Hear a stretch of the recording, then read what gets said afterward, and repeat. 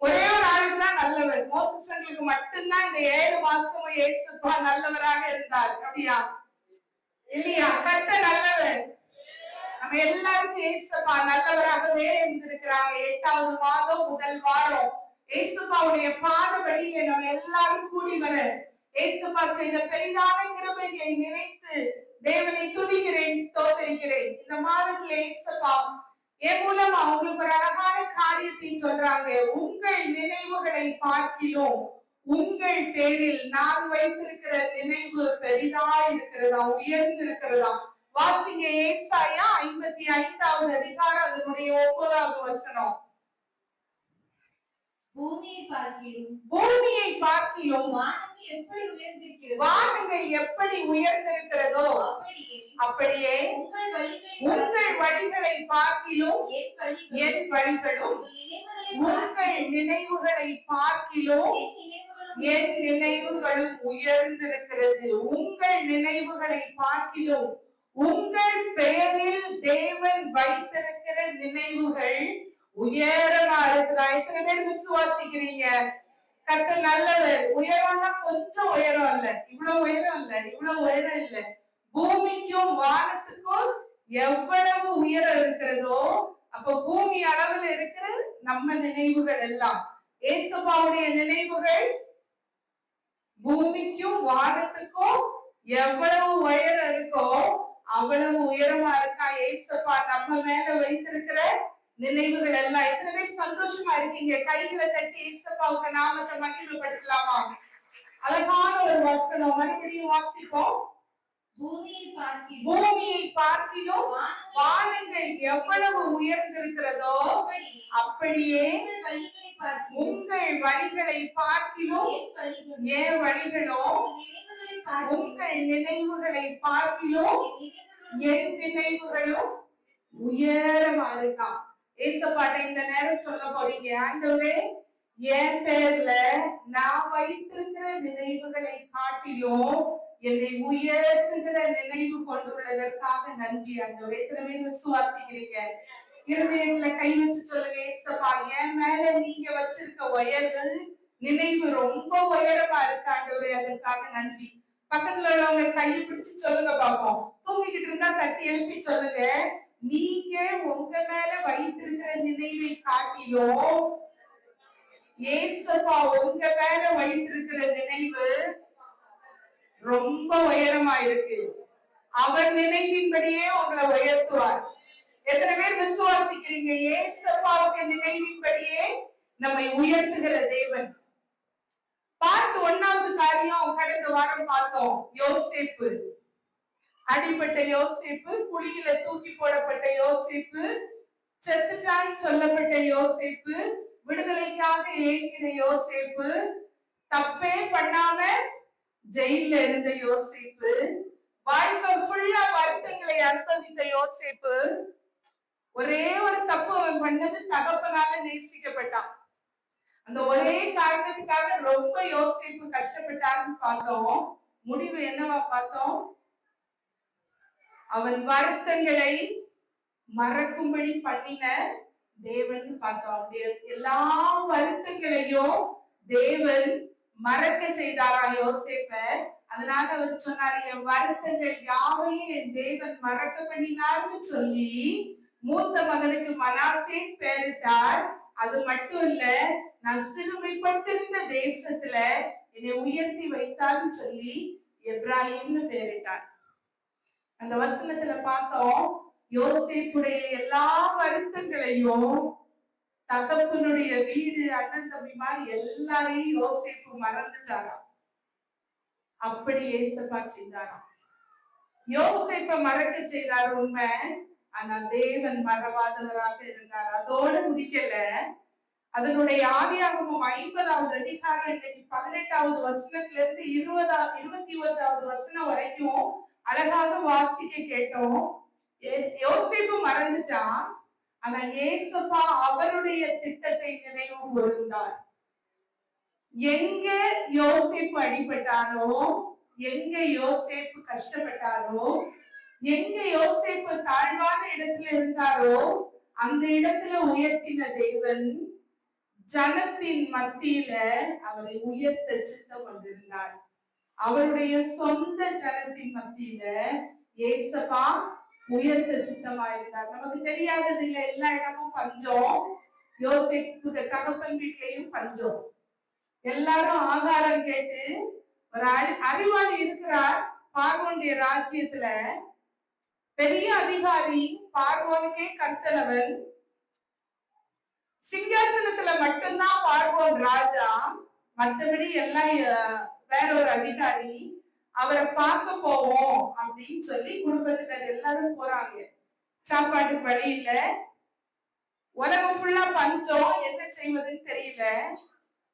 பெரிய ராஜ கிரீடம்லாம் வச்சு எப்படி ட்ரெஸ் கூட உறிஞ்சு மிருகத்துக்கு ரத்தத்துல தோச்சு கொண்டு போயிட்டானுங்க. ஒண்ணுமே இல்லாம போடப்பட்ட யோசேப்பு எப்படி இருந்தாரு? பார்வோன் அரண்மனையில நல்ல ராஜவஸ்திரம் தரித்து நல்ல பெரிய கிரவுன் எல்லாம் வச்சு ராஜா போட்டிருந்த மோதிரம் எல்லாம் போட்டு அழகா இருந்தாரு. சகோதரருக்கு தெரியல.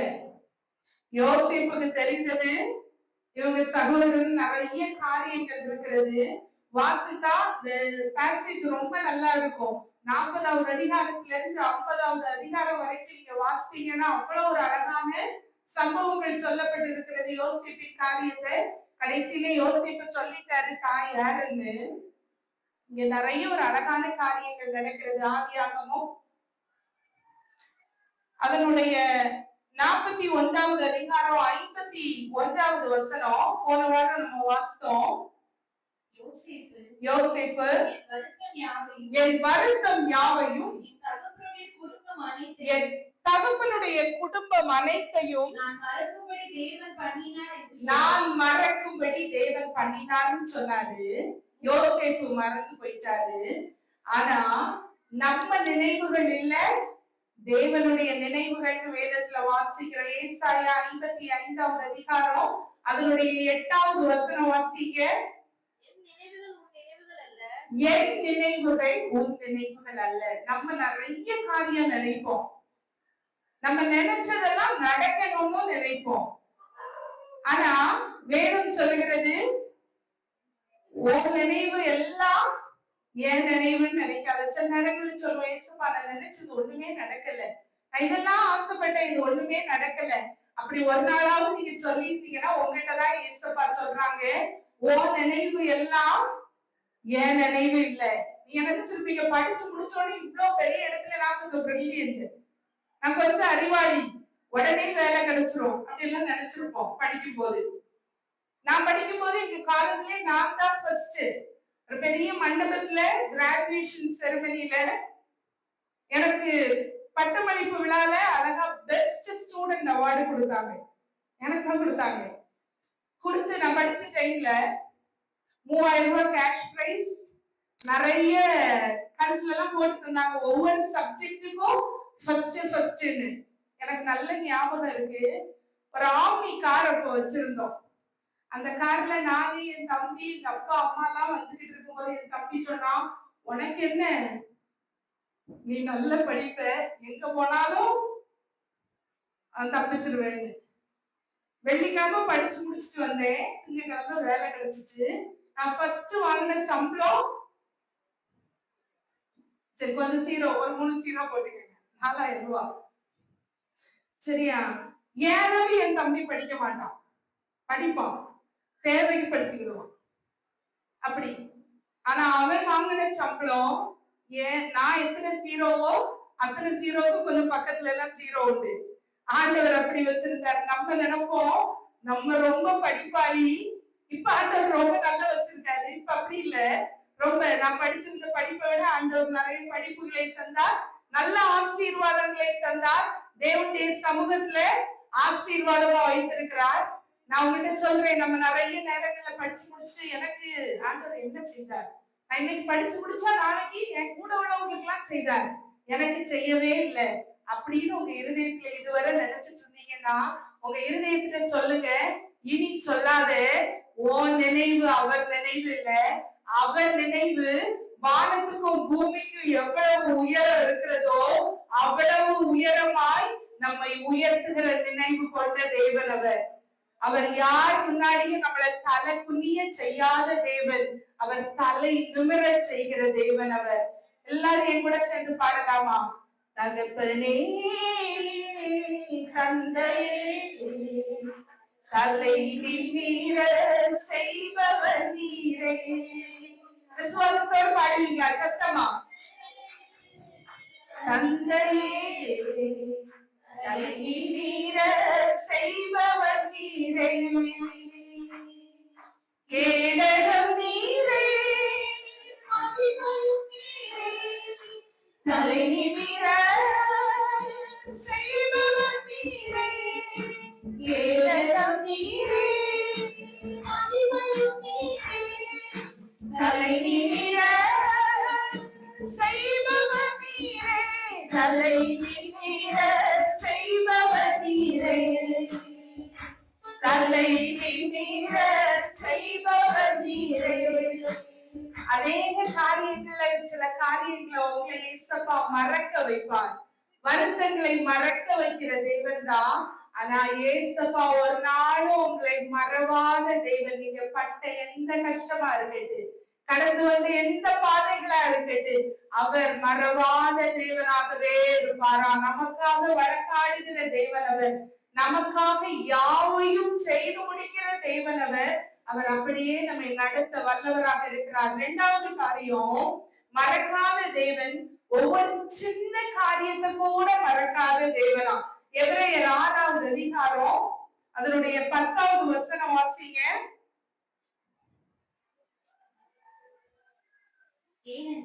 ஏனென்றால் உங்கள் கிரியையும் நீங்கள் பரிசுத்தவான்களுக்கு ஊழியம் செய்து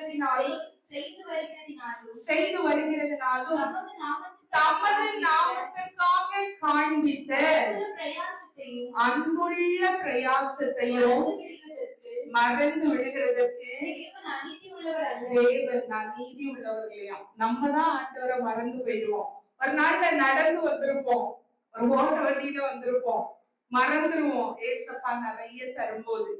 நான் இப்ப யாருன்னு தெரியுமா? அநேக நேரத்துல நமக்கு மனதுல இருக்கிற அந்த மதியினம் சொல்லும், நீ இப்ப யாருன்னு தெரியுமா? நீ பழைய ஆள் இல்ல, நீ அன்னைக்கு கஷ்டப்பட்டுட்டு இருந்த காலத்துல உள்ள ஆள் இல்ல. நீ இப்ப எவ்வளவு படிச்சிருக்கிற தெரியுமா? உனக்கு எவ்வளவு சம்பளம் தெரியுமா? நீ என்ன லெவல்ல இருக்கேன்னு தெரியுமா? நீ எதுக்கு ஆண்டவருக்காக ஏதாவது செய்யணும்? இதெல்லாம் மனசுக்குள்ள அடிக்கடி சில காரியங்கள் மதீனமா வரும். ஏசப்பா சொல்றாரு, உனக்கு மறந்துரும்.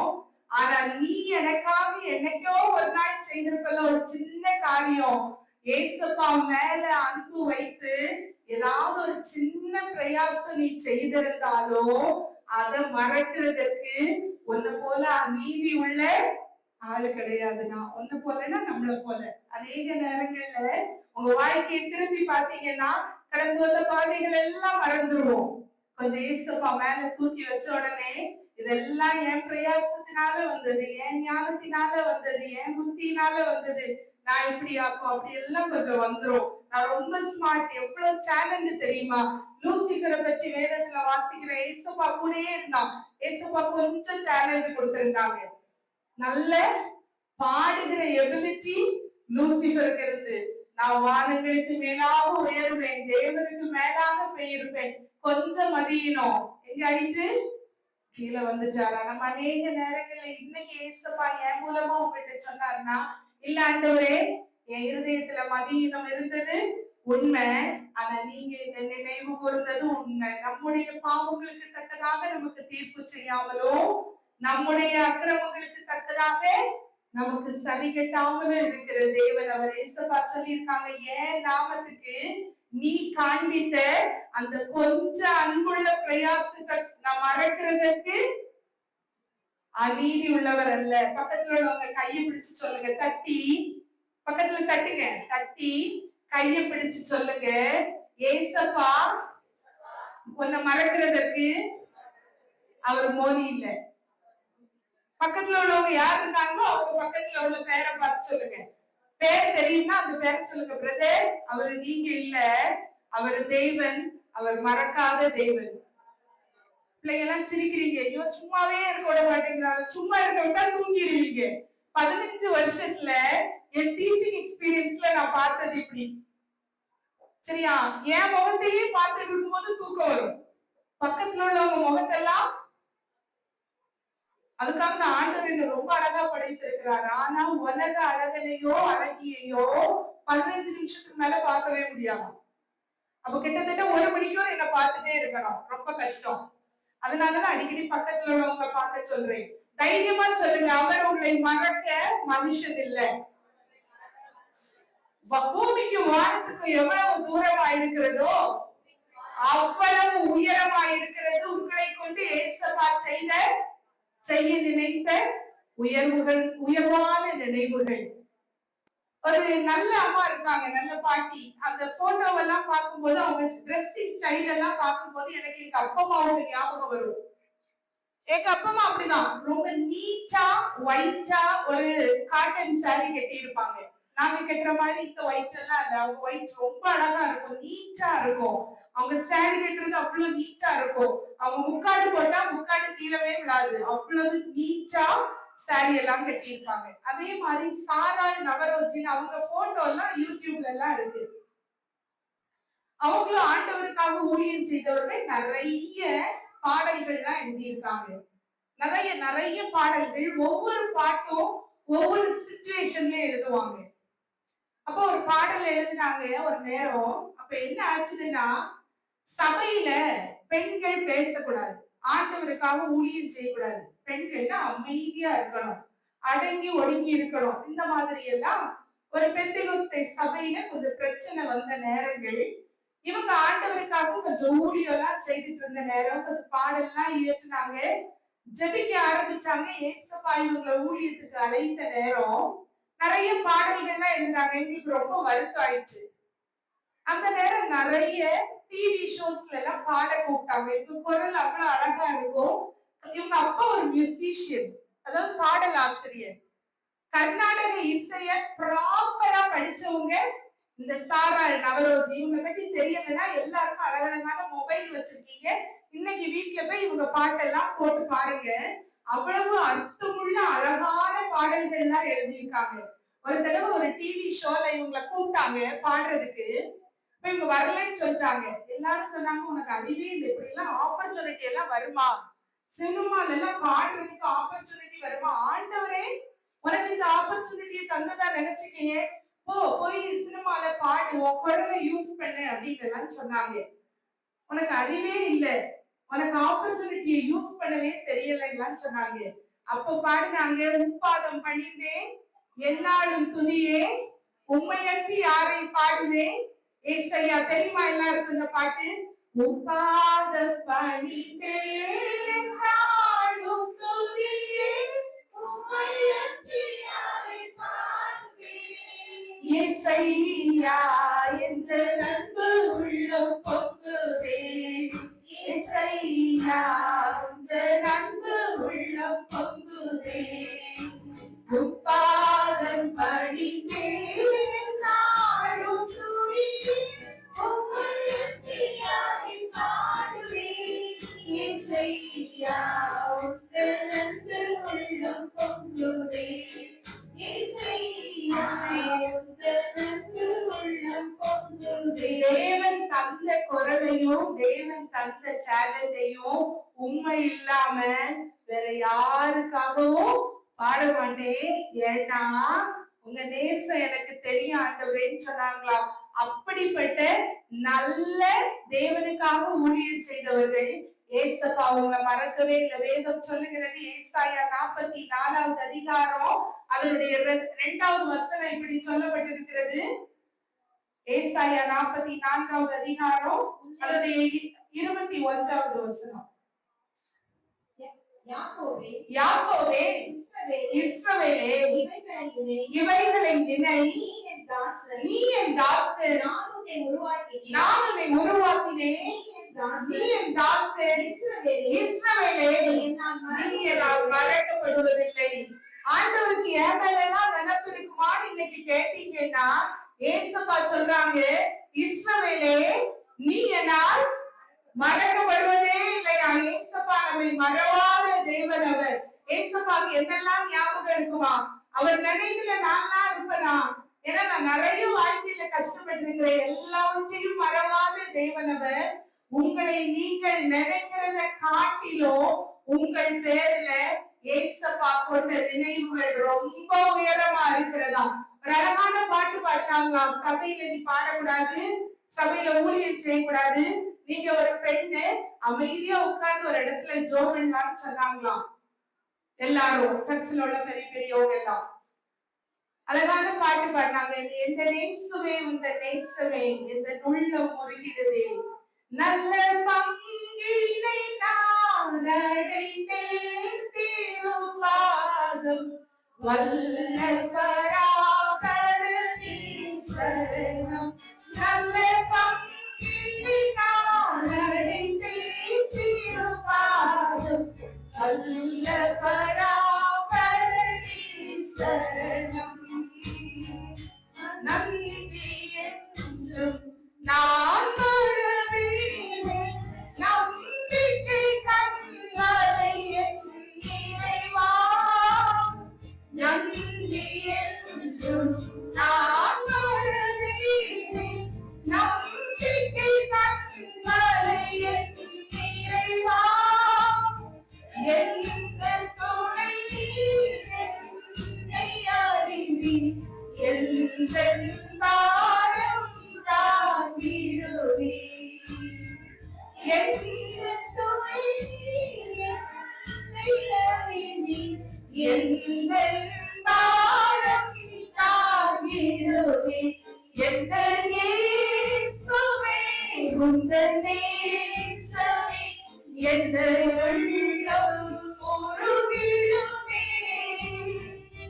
நல்ல பங்கினை நான் அடைந்தேன் திருப்பாதம் வல்ல பராபரனே சரணம், நல்ல பங்கினை நான் அடைந்தேன் திருப்பாதம் வல்ல பராபரனே சரணம். ஒரு நல்ல காரியம் இந்த காலை வேளையில நாங்க எல்லாருக்கும் சொல்ல விருப்பப்படுறேன். நீங்க நினைச்சதெல்லாம் நடக்கலைன்னா ஏசப்பா நினைச்சதெல்லாம் உங்க வாழ்க்கையில நடக்கும்னு அர்த்தம்.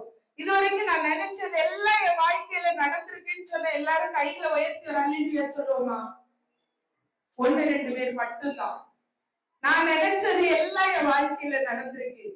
இருக்கிற நிறைய பேருக்கு நினைச்சது எல்லாம் நடக்காத எல்லாரும் கையில உயர்த்துவோம். அல்லேலூயா சொல்ல வேண்டாம். என் வாழ்க்கையில நான் நினைச்ச எல்லா காரியமும் நடந்ததே இல்லை. நிறைய காரியங்கள் நினைச்சிருப்பீங்க, எல்லாம் நடந்திருக்கா வாழ்க்கையில? இல்ல. அப்ப எல்லாரும் கை தூக்குங்க பார்ப்போம். எத்தனை பேரு? நிறைய பேர் இருக்கீங்க. அப்ப இன்னைக்கு ஏசப்பா சொல்றாங்க, நீங்க நினைச்சது எல்லாம் உங்க வாழ்க்கையில நடக்காட்டா கண்டிப்பா ஏசப்பா நினைத்தது எல்லாம் உங்க வாழ்க்கையில நடக்குமா? எத்தனை பேர் கைகளை தட்டி ஆண்டவருக்கு நன்றி சொல்லுவீங்க? நம்ம நினைத்ததெல்லாம் வாழ்க்கையில நடக்கலைன்னா நம்ம வாழ்க்கையில ஏசப்பா என்ன நினைத்திருக்கிறாங்களோ அவ்வளதையும் கண்டிப்பா செய்ய வல்லவர். அவன் சொன்னா செய்கிற தேவன். ஏசாயா 14வது அதிகாரம் 24வது வசனம் வாசிக்க. நான் நினைக்கிறபடியே நடக்கும், நான் நிர்ணயித்தபடியே நிலைத்திருக்கும் என்று சேனைகளின் கர்த்தர் ஆணைத்து சொல்கிறாரா. நீங்க நினைச்சது நடக்கலைன்னா ஏசப்பா இன்னைக்கு சொல்றாங்க, நான் நினைச்சபடியே நடக்கும், நான் நிர்ணயித்தபடியே நிலை நிற்கும் என்று சேனைகளின் கர்த்தர் ஆணைத்து சொல்லுகிறாராம். அவர் சொன்ன யாவற்றையும் செய்கிற தெய்வன். இந்த யோசேப்பு அப்படிதான். யோசேப்பு நினைச்சா நம்மள ஆண்டவர் உயர்த்திட்டாங்க, இனி அவ்வளவுதான். நம்முடைய வாழ்க்கையில எல்லா வருத்தங்களையும் ஏசப்பா மறக்கும்படி செய்தாங்க. இவனுக்கு ஏசப்பா எல்லா வருத்தங்களையும் மறக்கும்படி செய்தார் யோசேப்ப. ஆனா தேவன் மறவாதவராக இருந்தார். ஆதியாகமம் 50வது அதிகாரம் அதனுடைய 19வது வசனம் வாசிங்க. யோசேப்பு அவர்களை நோக்கி பயப்படாதீர்கள், நான் தேவனா, நீங்கள் எனக்கு தீமை செய்ய நினைத்தீர்கள். தேவனோ மறந்துட்டாருதான். இந்த யோசேப்பு ஆதியாகமத்துல வாசித்தோம் நம்ம இதுக்கு முன்னாடி 41வது அதிகாரம் 52வது வசனத்துல யோசேப்பு பட்ட கஷ்டங்கள் எல்லாவற்றையும் மறக்கும்படி தேவன் செய்தார். எல்லாம் உண்மைதான். இப்ப சகோதரனுக்கு ஒரே பயம், நம்மளை ஏற்றுக்கிட்டா ஆனா நம்ம செய்த பாவம் பெருசுலாம், எப்படி மன்னிக்க முடியும், எப்படி மறக்க முடியும்? கொல்லுவேன்னு சொன்னது கூட தப்பு இல்ல, பிடிச்சு தண்ணீரற்ற வறண்ட குழிக்குள்ள போட்டான். சரி, அதே பெரிய துரோகம். போட்டுட்டான், சரி, போட்டுட்டு சும்மா போனானா இதனால நமக்கு பிரயோஜனம் இல்ல. பேசாம பணத்துக்கு வேண்டி வித்துருவோம். வித்த இடத்துல என்னெல்லாம் யோசிச்சிருப்பாரு யோசிப்பு. என்ன வித்தீங்களா, நான் செய்யாத தப்புக்கு இந்த ஜெயில வந்து கஷ்டப்படுறேன், ஒரு வீட்டுல அடிமையா இருந்தேன், எவ்வளவு வேதனை. இப்ப யோசிப்பு இதெல்லாம் நினைக்கல, சகோதரர் நினைக்கிறாங்க நான் செய்த தப்பு ரொம்ப கூடுதல், எப்படியும் பெரிய ராஜாவா இருக்கிற யோசிப்பு நம்மள கொன்னுருவாருன்னு பயப்படுறாங்க. யோசேப்பு சொல்றாரு, நீங்கள் எனக்கு தீமை செய்ய நினைத்தீர்கள், தேவனோ இப்பொழுது நடந்து வருகிறபடியே வெகு ஜனங்களை உயிரோடே காக்கும்படிக்கு அதை நன்மையாக முடியப்படுகிறாராம். தீமைகளை கடந்து வராதவர்கள் இந்த உலகத்தில் இருக்கவே முடியாது. யாராவது என் வாழ்க்கையில தீமைன்னு ஒண்ணு வந்ததே இல்லை, நான் கண்ணீர் விட்டு அழுததே இல்லை, அப்படி யாராவது இருக்கீங்களா? ரொம்ப பாக்கியவான்கள். அப்படி யாராவது இருந்தா, யாராவது இருக்கீங்களா? நான் வாழ்க்கையில அழுததே இல்லை, எனக்கு தீமைன்னு ஒண்ணு நடந்ததே இல்லை, நான் பயந்ததே இல்லை, கவலைப்பட்டதே இல்லை, அப்படி யாராவது இருக்கீங்களா? இருக்கீங்களா?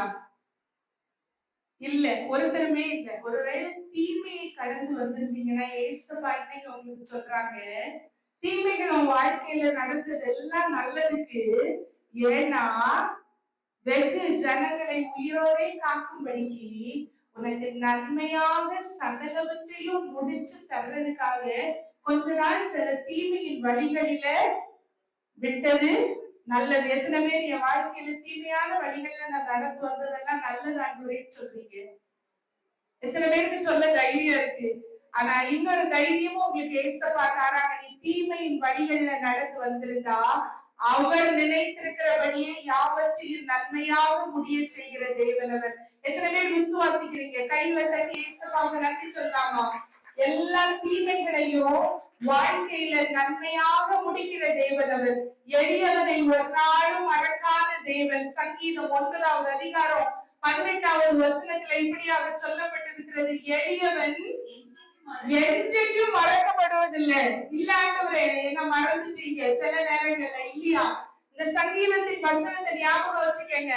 சங்கீதம் 9வது அதிகாரம் 18வது வசனம், எளியவன் என்றைக்கும் மறக்கப்படுவதில்லை. நம்ம மறந்துருவோம் பட்ட சில கஷ்டங்களை, ஏசப்பா மறக்காத தேவன். யோசிப்பு சொல்றாரு, இந்த பெரிய ராஜ்யத்துக்கும் பார்வோனுக்கும் கர்த்தனா என்ன ஆண்டவர் உயர்த்துறதுக்கு காரணம் என்ன தெரியுமா? நீ என்ன அன்னைக்கு பிடிச்சு விட்டு போட்டது. ஆதியாகமம் 48வது அதிகாரத்துல இதை வாசிக்கிறோம். நீங்க ஒண்ணும் கவலைப்படாதீங்க, என்ன இப்படி எல்லாம் செய்துட்டீங்களேன்னு. ஒருவேளை ஆண்டவர் இதை என் வாழ்க்கையில அனுமதிச்சிருப்பாரு.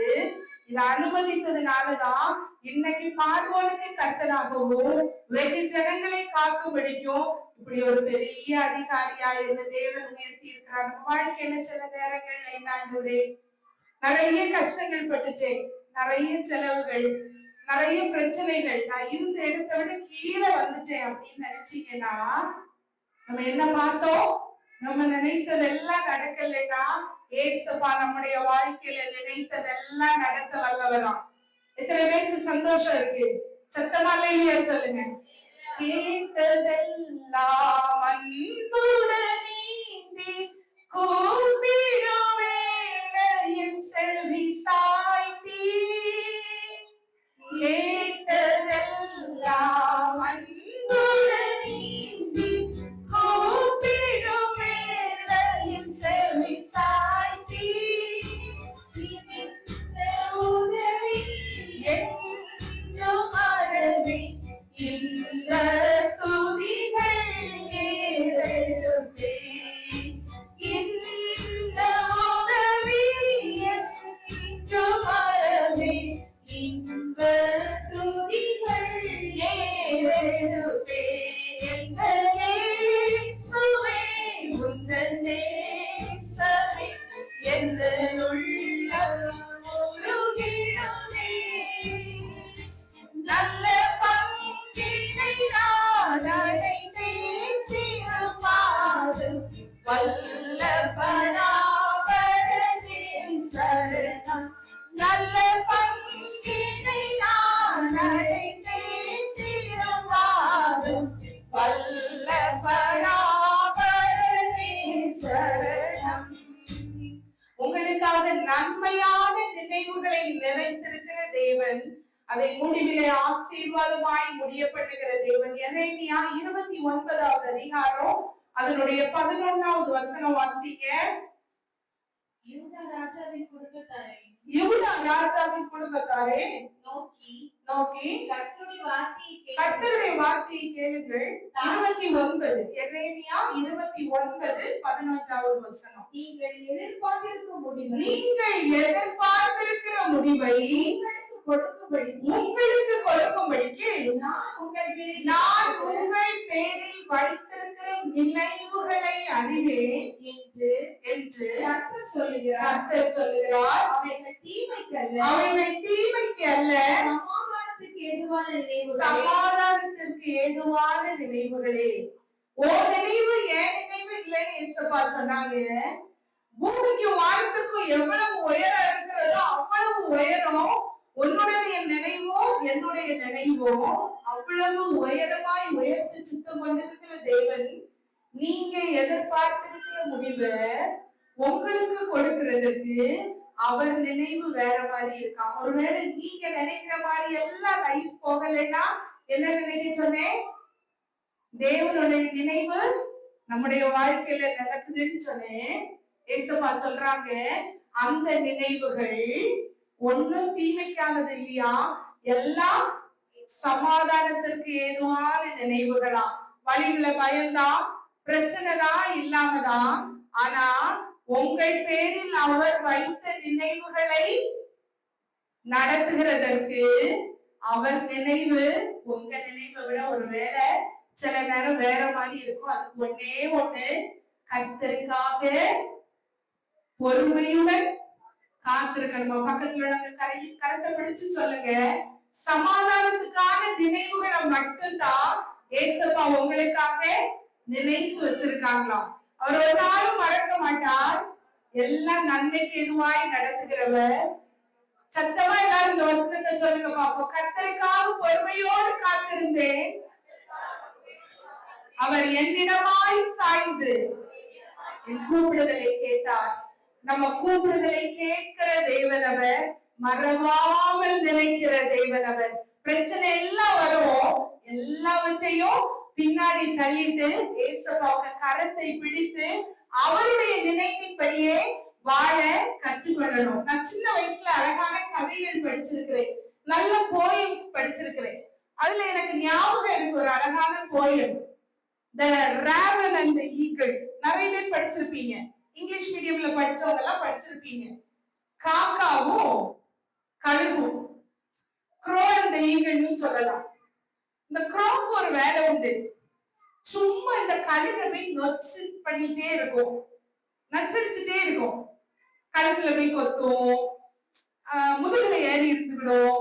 அப்ப இந்த ஈகிளுக்கு எரிச்சலா இருக்கும், நொச்சு நொச்சு நொச்சு நொச்சுன்னு பண்ணிக்கிட்டே இருக்கும். கதை சொல்றேன்டா கேளுங்க. திரும்பி கதையை முடிச்சு கொஸ்டின் கேட்பேன், சரியா? என்ன கதை சொல்றேன்? ஓகே, இந்த மாதிரிதான். இந்த நம்ம இப்படி பேசிக்கிட்டே இருப்போம், இடையில இதே மாதிரிதான் இந்த காக்கா பண்ணிக்கிட்டே இருக்கும். இந்த கழுவிட்ட நொச்சு நொச்சுன்னு ஏதாவது பண்ணிக்கிட்டே இருக்கும். இந்த நிம்மதியாவே இருக்க கூடாது. சரின்னு கழுவி சாப்பிட போலான்னு போய் சாப்பிட்டா அங்க போய் நிற்கும். கழுகு சாப்பிட்டுக்கிட்டு இருக்கும், அங்க போய் அதை எதை பிச்சு பிச்சு சாப்பிட்டுக்கிட்டே இருக்கும். டென்ஷன் ஆயிடும் அந்த கழுகு. அந்த போயம்ல எப்படி சொல்லும், செய்யற தப்பெல்லாம் இந்த காக்கா செய்துச்சு, இந்த கழுகு திட்டும், நான் சாப்பிடுற இடத்துல வந்து சாப்பிடுறேன்னு. இந்த கழுகு கஷ்டப்பட்டு ஓடுற தண்ணியில இருந்து, கடல்ல இருந்து ஃப்ரெஷ்ஷான மீனை கொண்டு வந்து வச்சு சாப்பிட்டுக்கிட்டு இருந்தா, அங்க போய் சாப்பிட்டு சொல்லும், நீ போய் வேற எடுத்துட்டு வாங்க. முதுகுக்கு மேல ஏறி இருந்துட்டு சொல்லும், அங்க இங்க திரும்ப விட மாட்டேன்னு சொல்லும். கழுத்துல கொத்து இது பண்ணிக்கிட்டே இருக்கும். இந்த கழுகு சொல்லி பார்க்கும், சும்மா இரு சும்மா இருந்து. கேட்காது அந்த காக்கா. கச்சிமிச்சு கச்சிமிச்சுன்னு எப்பவும் கத்திட்டே இருக்கும். இரிட்டேட் ஆன இந்த கழுகு என்ன பண்ணும்னா பறக்க ஆரம்பிச்சிடும். பறந்து போகும், சும்மா விடாது, பறந்து பறந்து போய் சத்தம் போடும், பறந்து பறந்து போய் சண்டைக்கு போகும். கழுகு பறந்துகிட்டே இருக்கும். ஒரு 1000 அடி உயரமா பறக்கும் கழுகு. 1000 அடிக்கு மேல போயும் சண்டை போடும், முதுகுல ஏறி இருந்துக்கிடும், கத்தும், கழுத்தை கடிக்கும். 2000 அடி உயரத்துக்கு போகும் கழுகு, அங்கேயும் இதே வேலை செய்யும். கழுகு சுமார் 7000 இருந்து 10,000 அடி உயர பறக்கும். அதுக்கு மூச்சு திணறல் வராது. காக்கா சின்ன பேர்டு, அதோடைய லங் கெப்பாசிட்டி குறைவு. 2000 அடிக்கு மேல காக்காவுக்கு பறக்கிற திறன் இருக்கு. அது உறக்க வர மாதிரி இருந்தவங்க அந்த காக்கா கதையை கேட்டவனா அப்படி ஒரு பிரைட்னஸ் உங்க முகத்துல. உண்மையிலேயே இந்த அழகை பார்த்து ரசிக்கிறதுக்கு கண்கள் வேணும். அப்படி கவனிக்கிறத இந்த 3/4 மணி நேரத்துல நீங்க கவனிச்சதான் நான் பார்க்கல. கதையை முடிக்கணும்னா முடிச்சிருவோம். 2000 அடி உயரத்துக்கு மேல இந்த கழுகால பறக்க முடியுமா? பறந்துரும் கழுகு. ஏன்னா 7000 அடியிலிருந்து 10,000 அடி உயர வர பறக்கக்கூடிய கழுகு காகத்தால 2000 அடிக்கு மேல பறக்க முடியாது. லங் கெப்பாசிட்டி குறைவு. அந்த குறிப்பிட்ட ஆல்டிடியூடுக்கு மேல போகும்போது மூச்சு திணறல் ஏற்படும். 2000 அடி வரைக்கும் வந்த காகம் 3000 அடி, 4000 அடி, 5000 அடிக்கு மேல கழுகு பறந்துகிட்டே போகும்போது பின்னாடி போகிற காகத்துக்கு மூச்சு விட முடியாது. பறக்க சிறகு எலும்பாது. 10,000 வரைக்கும் இவங்க வேற சண்டை போட்டுட்டே மேல போறாங்க. இந்த கழுகை திட்டியே போறாங்க. 2000 அடிக்கு மேல பறக்க முடியாம பொத்துன்னு வந்து கீழே விழுந்துரும், இல்லைன்னா மூச்சு நின்றுமா. எத்தனை பேர் கழுகா இருக்க விரும்புறீங்க? பேசுகிற எல்லா இடத்துலயும் காதை கொடுத்தீங்கன்னா கழுக போல செட்டில் அடித்து பறக்க முடியாது. ஏசப்பாவுக்கு நினைவுகள் நம்முடைய வாழ்க்கையில நிறைவேற முடியாது. உலகத்துல ஃபுல்லா நிறைய காகம் இருக்கு. சுத்தி உங்க வீட்டு பக்கத்துல எல்லாம் காகம் இருக்குதாங்க. நான் காக்காவை பத்தி கேட்டேன். நான் உண்மையான காக்காவை பத்தி கேட்டேன். கருப்பு கலர் காக்கா எத்தனை பேர் பார்த்திருக்கீங்க? எல்லாரும் வீட்டு பக்கத்துல எல்லாம் காக்கா இருக்கா? பக்கத்துல நிறைய காகங்கள் தான் வாழ்க்கையிலேயே இருக்கும். செய்யறதெல்லாம் அந்த மாதிரி சுத்தி சுத்தி பறந்துட்டே இருக்கு. காக்கானோட கரெக்டா வந்துச்சு போல.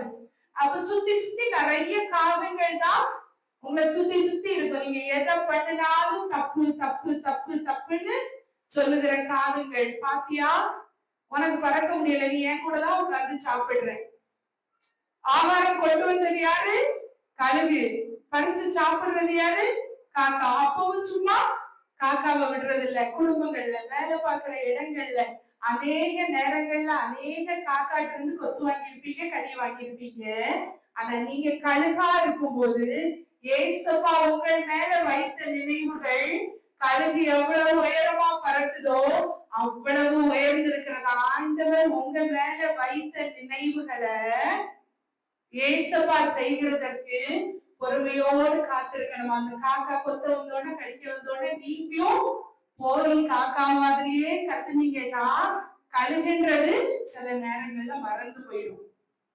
நம்ம கழுகா இருக்க ஏசப்பா விரும்புகிறார். எத்தனை பேருக்கு நான் சொன்னது புரிஞ்சது? சத்தமா அல்லேலூயா சொல்லுங்க பாப்போம். நம் மேல உயர்ந்த நினைவுகளை வைத்திருக்கிற தேவன். ஒருமுறை கூட வாசிக்க எரேமியா 29வது அதிகாரம் 11வது வசனம். நீங்கள் எதிர்பார்த்திருக்கிற முடிவை உங்களுக்கு கொடுக்கும்படிக்கு நான் உங்கள் மேல் நினைத்திருக்கிற நினைவுகளை அறிவேன் என்று கர்த்தர் சொல்லுகிறார். அவைகள் தீமையான நினைவுகள் இல்ல, சமாதானத்துக்கான நினைவுகள். எத்தனை சொல்றீங்க எனக்கு சமாதானத்துக்கான நினைவுகளை தருவதற்கு ஏசப்பா வல்லவர்? எத்தனை கையில உயர்த்தி சொல்லுங்க பாப்போம். ஆண்டவரே, நீங்க எனக்கு சமாதானத்திற்கு ஏதுவான நினைவுகளை வைத்திருக்கிறீங்க. அப்படியே உயர்த்துகிற கிருபைக்காய் ஸ்தோத்திரம். கேட்டதெல்லாம் தந்த தெய்வம் நீங்க. சத்தமா பாடலாமா? கேட்டதெல்லாம் அன்புடனே கைகளை தட்டி சந்தோஷமா பாடலாமா? கேட்டதெல்லாம் அன்புடனே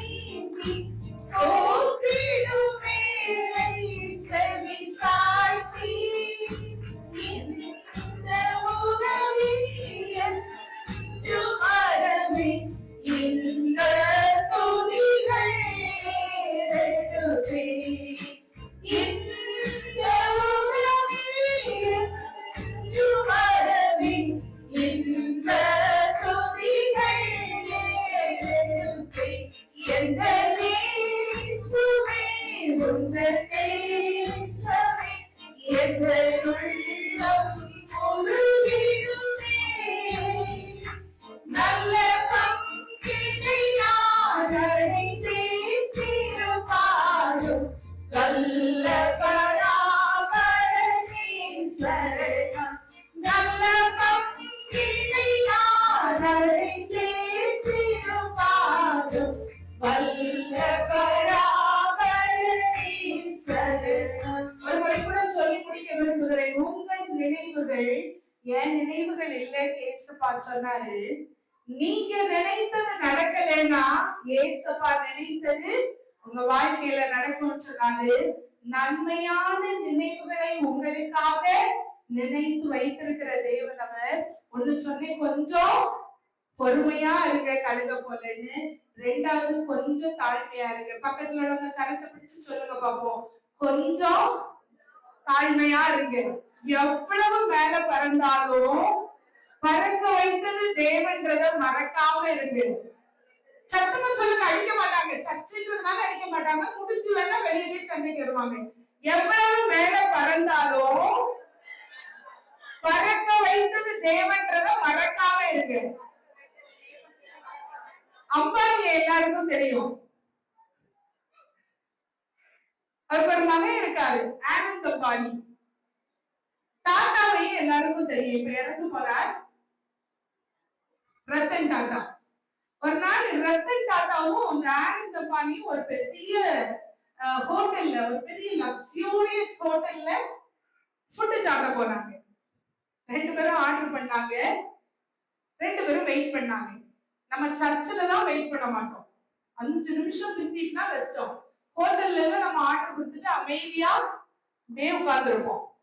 ஹோட்டல்ல, ஹாஸ்பிட்டல்ல எல்லாம் அங்கெல்லாம் பொறுமையை கடைபிடிப்போம். இல்லைன்னா அப்படி சொல்லி தள்ளி விட்டுருவாங்க. சரி, நம்ம கதைக்கு வருவோம். இங்கேயும் அவங்க ரெண்டு பேரும் ஆர்டர் பண்ணாங்க. ஆர்டர் பண்ணிட்டு ஃபுட்டு வர இருந்துச்சு.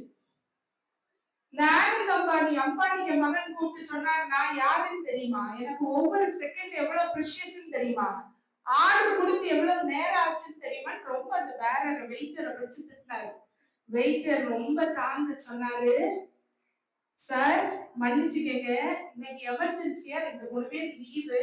ஒரு 5 minutes உங்க ஃபுட்டு ரெடியாக பிந்திரும், என்ன மன்னிச்சுக்கங்கன்னு சொன்னாரு. ஆனந்த் அம்பானிக்கு ரொம்ப கோவம் வந்துச்சு. ரொம்ப திட்டினாரு ஆனந்த் அம்பானி. நான் எனக்கு ஒரு செகண்ட் ப்ரெஷியஸ். நான் எவ்வளவு பெரிய பிசினஸ் மேக்னட் தெரியுமா? உனக்கு என்ன பத்தி தெரியல அப்படின்னு பக்கத்து டேபிள்ல இருந்த ஒரு வயோதிபர் இந்த ஆனந்த் அம்பானியை கூப்பிட்டு சொன்னாரு, எவ்வளவோ இடத்துல பொறுமையா இருக்கும், அவங்கதான் இவ்வளவு கெஞ்சி கெஞ்சி சொல்றாருல, கொஞ்சம் ஒரு 5 நிமிஷம் தானே, கோவப்படாதீங்க, பாவமா இருக்கு, வெயிட் பண்ணுங்க. ஆனந்த் அம்பானி அந்த வயசானவர் பார்த்து சொன்னாரு, நான் உங்களை மாதிரி வேலை வெட்டி இல்லாம இங்க உட்காரல, நான் யாருன்னு தெரியுமா? அம்பானின்ற ஒரு பெரிய பணக்காரரோட மகன் எனக்கு ஒரு வருஷத்துக்கு எவ்வளவு டேர்ன் ஓவர் வருதுன்னு தெரியுமா அப்படின்னு சொன்னாராம். யாரு? ஆனந்தவன். அந்த வயோதிபர் சொன்னாராம், தம்பி உங்க அப்பாவுக்கு ஒரு வருஷத்துக்கு வர்ற டேர்ன் ஓவர் தான் நான் ஒரு மாசம் ஏழைகளுக்கு இனாமாய் கொடுக்கிற அமௌண்ட். அப்பாட்ட போய் ரத்தன் டாட்டா யாருன்னு தெரியுமாப்பான்னு கொஞ்சம் போய் கேளு அப்படின்னு சொன்னாரா. எத்தனை பேருக்கு டாட்டாவை தெரியும்? எத்தனை பேருக்கு டாட்டாவை தெரியும்? எல்லாருக்கும் தெரியுது. ஆனந்த பாணி இப்போ ஒரு கல்யாணம் நடந்தது, அதுக்கு தானே தெரிஞ்சிருக்கோம். எல்லாரும் உங்க மைண்ட் எல்லாம் அழகா நான் ரீட் பண்றேன் பாருங்க. உங்களுக்கு ஒண்ணு தெரியுமா? அம்பானியை விட பல மடங்கு பணக்காரர் யாரு? ரத்தன் டாட்டா. வாழ்க்கையில ஏசப்பாவை உயர்த்தணும்னு ஆசைப்பட்டீங்கன்னா கொஞ்சம் தாழ்மையா இருங்க. இது ரத்தன் டாட்டா சொன்னது இல்லையே, வேதம் சொல்லுகிறது. தாழ்மை உள்ளவனை நோக்கி பார்க்கிற தேவன் அவர். தாழ்மை உள்ளவங்க ஒரு நாள் ஏசப்பா தள்ளி விடுகிற தேவன் இல்ல, அவர் உயர்த்தி வைத்து அழகு பார்க்கிற தேவன் அவர். எத்தனை பேர் விசுவாசிக்கிறீங்க? உங்களை மறக்காத தேவன் அவர். சாரா நவரோஜி அம்மாவை சொன்னேன், ஒரு நாள் அவங்க ஊழியத்துக்காக போறாங்க. அவங்க அம்மாவை ரொம்ப அன்பா நேசிச்சாங்க. அவங்க அம்மாவுக்காக ரயில்வே ஸ்டேஷன்ல வெயிட் பண்றாங்க. அம்மா என்ன வந்து பார்த்து எனக்கு ஸ்நாக்ஸ் எல்லாம் வாங்கி தருவாங்கன்னு வரவே இல்லை. உங்க இலங்கைக்கு எங்கேயோ போறாங்க ஊழியத்துக்காக, இலங்கைக்கு ஏதோ ஒரு இடத்துக்கு, எனக்கு ஞாபகம் இல்லை, அது வாசித்து ரொம்ப நாள் ஆயிடுச்சு. அப்ப ரொம்ப நேரமா காத்தே இருக்காங்க, எங்க அம்மா வருவாங்க வருவாங்கன்னு. ட்ரெயின் மூவ் ஆக ஆரம்பிச்சுட்டு வரல. இந்த ஜன்னல் வழியா வெளியே எட்டி பார்த்துட்டே இருந்தாங்க, வரவே இல்லை. மனசுல நினைச்சாங்களா நான் ஊழியத்துக்கு வந்ததுனால நிறைய பேர் என்ன மறந்தாங்க, எனக்கு கவலை இல்லை. எங்க அம்மா கூட என்ன மறந்துட்டாங்க. ஏசப்பாடு ஒரு அழகான பாடல் எழுதுறாங்க. என்னை மறவா ஏசுநாதா, உந்தன் தயவால் என்னை நடத்தும். நீங்க நம்பிக்கை வைத்திருந்த அநேகர் வாழ்க்கையில மறந்து போயிருந்தா இன்னைக்கு சொல்லுங்க, என்னை மறவா ஏசுநாதா, உந்தன் தயவால் என்னை நடத்தும். என்னை மறவா ஏசுநாதா, உந்தன் தயவால் என்னை நடத்தும். மறக்காத தேவன் அவர். எளியவனை ஒருபோதும் மறக்காதவர். வேதத்துல வாசம் இல்லையா? ஏசாயா 55வது அதிகாரம் அதனுடைய 9வது வசனம். இந்த மாதம் முழுவதும் சொல்லுங்க, ஏசப்பா நான் என் மேல வைத்திருக்கிற நினைவுகளை காட்டிலும் நீங்க என் மேல வைத்திருக்கிற நினைவு உயர்ந்ததா இருக்கிறது. நான் கொஞ்சம் பொறுமையா இருக்கேன் ஆண்டவரே, கொஞ்சம் தாழ்மையா இருக்கேன். இந்த உயர்த்துகிற தேவன். நீங்க வாசிங்க, பூமியை பார்க்கிலும் வானங்கள் எப்படி உயர்ந்திருக்கிறதோ, வானங்கள் எப்படி உயர்ந்திருக்கிறதோ அப்படியே உங்கள் வழிகளை பார்க்கிலும் என் வழிகளும், உங்கள் நினைவுகளை பார்க்கிலும் என் நினைவுகளும் உயர்ந்திருக்கிறது. நீங்க உங்க வாழ்க்கையில உங்களை பற்றி வைத்திருக்கிற எல்லா நினைவுகளை பார்க்கிலும் அவர் உங்களுக்காக வைத்திருக்கிற நினைவுகள் அவ்வளவு உயரமா இருக்கிறதா. கையில தட்டி ஆட்டோவுக்கு நட்டி சொல்லுவோமா? எல்லாரும் போவோம். அவர் நம்மை மறக்காத தேவன். எல்லாரும் கண்களை மூடி, ஏசப்பா இந்த மாதத்துல நீங்க எங்களுக்கு வாக்கு பண்ணி இருக்கீங்க ஆண்டவரே, என்னை மறக்காத தேவன் அவர். எளியவன் ஒரு நாளும் மறக்கப்பட்டு போவதில்லைன்னு சொன்னீங்கல்ல ஏசப்பா, எங்களை மறக்காத தேவனா இருக்க ஆண்டவரே. நாங்க என் வாழ்க்கையில நினைத்த நினைவெல்லாம் ஃபெயிலியர் ஆகலாம் ஒரு வேட்டை, ஆனா ஏசப்பா நீங்க என் மேல நினைத்த நினைவுகள் ஒரு நாளும் கீழே விழாத ஏசப்பா. என்னை உயர்த்த சித்தம் கொண்ட தெய்வம் நீங்க. என்னை உயர்த்துவதே உங்களுக்கு இஷ்டம் ஆண்டவரே. நீங்க எனக்காக வைத்திருக்கிற நினைவுகள் எல்லாம் சமாதானத்துக்கு ஏதுவானது. எத்தனை பேர் ஏசப்பாட்ட ஒப்பு கொடுக்க போறோம்? ஆண்டவரே உங்களை மட்டும் நம்புறேன்ப்பா, உங்களுக்காக பொறுமையாக காத்திருப்பேன் ஆண்டவரே. உங்களுடைய நினைவுகள் நிறைவேற என் வாழ்க்கையை உங்களுடைய கருத்துல தருவேன். என் நினைவு இல்ல ஆண்டவரே, உங்க நினைவு என் வாழ்க்கையில நடக்கட்டும். என்னை மறவாமல் நினைக்கிற தேவன் நீங்க. எல்லாரும் கைகளை வானத்துக்கு நேரா உயர்த்தி என்ன மறக்காம நடத்துங்க ஏசப்பா. ஒருவேளை யார் என்ன மறந்திருந்தாலும் நீங்க யோசேப்பை மறவாமல் நினைவு கூர்ந்தவர், உயர்ந்த ஸ்தானங்களிலே ஏறி இருக்கும்படி பண்ணினவர், அதிகாரியாய் நிறுத்தின தேவன். என் நினைவு இல்ல ஆண்டவரே, உங்க நினைவு என் வாழ்க்கையில நடக்கட்டும். என் நினைவு இல்லை ஏசப்பா, என் பிள்ளைகளுடைய வாழ்க்கையில உங்க நினைவு நடக்கட்டும். என் நினைவு இல்ல ஆண்டவரே, எங்க வாழ்க்கையில ஏசப்பா செய்கிற தொழில பார்க்கிற வேலைகள்ல உங்க நினைவு நடக்கட்டும். என்னை உங்களுடைய பாதவழியிலே தருகிறேன் கர்த்தாவே. எத்தனை பேர் ஆண்டவருக்காக நம்முடைய இருதயத்தை ஆண்டவர் கருத்துல கொடுக்க முடியும். என்ன மறக்காம நடத்துகிற தெய்வம் நீங்க ஆண்டவரே.